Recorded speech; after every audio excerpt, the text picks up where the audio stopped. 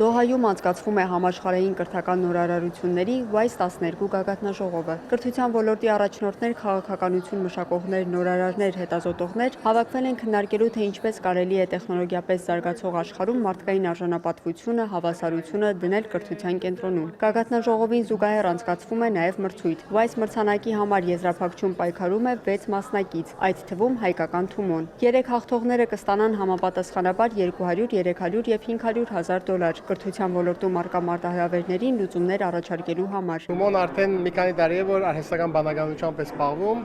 երբ տեսանք, որ այս մրցանակը գա, անպայման մասնակցեցինք, որտեղ ակնհայտ էր, որ մեր մշակած ծրագիրը շատ հարմար է, գոչվում է Co-Learner Platform, այսինքն մի հարթակ ինքնուսուցման, որտեղ արհեստական բանականությունը ոնց որ դասընկերն է եւ քո հետ է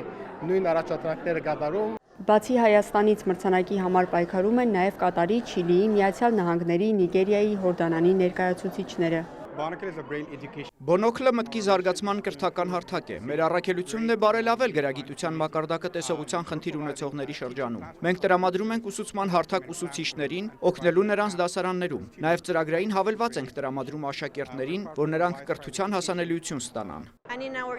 Մենք զարգացրել ենք Aprendo Lab կամ Learn Lab ծրագրային հավելվածը, որն օգնում է Լատինական Ամերիկայի ուսուցիչներին ուժեղացնել իրենց պրակտիկան։ Միացյալ Նահանգների ներկայացուցիչը անհամբեր սպասում է ապագայում իր ստեղծած նախագիծը այլ երկրներում տարածելուն։ Մենք կենտրոնացած ենք աշակերտների մաթեմատիկայի ուսուցման արդյունքների բարելավման վրա, հատկապես ցածր եւ միջին եկամուտ ունեցող երկրներում։ Մշակել ենք նոր չաթբոթ Հորդանանի տվաբանական հմտություններ ունեցող աշակերտներին օգնելու համար։ Նիգերիայի մասնակցի առաջարկը գյուղական համայնքներում կրթության հասանելիության ապահովման վերաբերյալ է։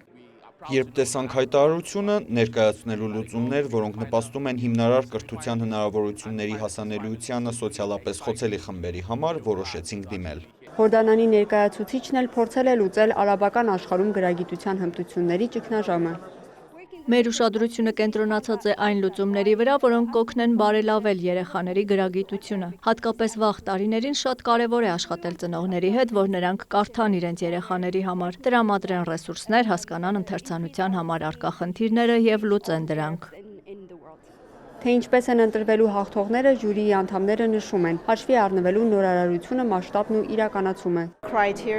Շատ հիանալի գաղափարներ կան, որոնք կարող են իրականացվել եւ ունենալ իրենց ազդեցությունը, բայց WISE մրցանակը հիմնականում լայնամասշտաբ ազդեցության համար է, թե ինչպես առաջարկվող լուծումները կարող են ընդլայնվել դուրս գալով մեկ աշխարհագրական սահմանից։ WISE մրցանակը եւ WISE գագաթնաժողովը չափազանց կարեւոր են կրթական ոլորտի համար, որովհետեւ այստեղ մրցանակի են արժանանում այն գաղափարները, որոնք հետագայում կփոխեն եւ ավելի կզարգացնեն կրթական համակարգը։ Եվ սա հիանալի հնարավորություն է հայտնաբերելու նորարարություններ, որոնք կարող են մեծ դեր խաղալ կրթության ապագա համակարգում։ Եզրափակչի յուրաքանչյուր մասնակից հաղթելու հույս ունի։ Հաղթողները հայտարարվելու են գագաթնաժողովի ավարտին։ Լիանա Խաչատուրյան, Ժիրայր Հաբետյան, լուրեր, Դոհա։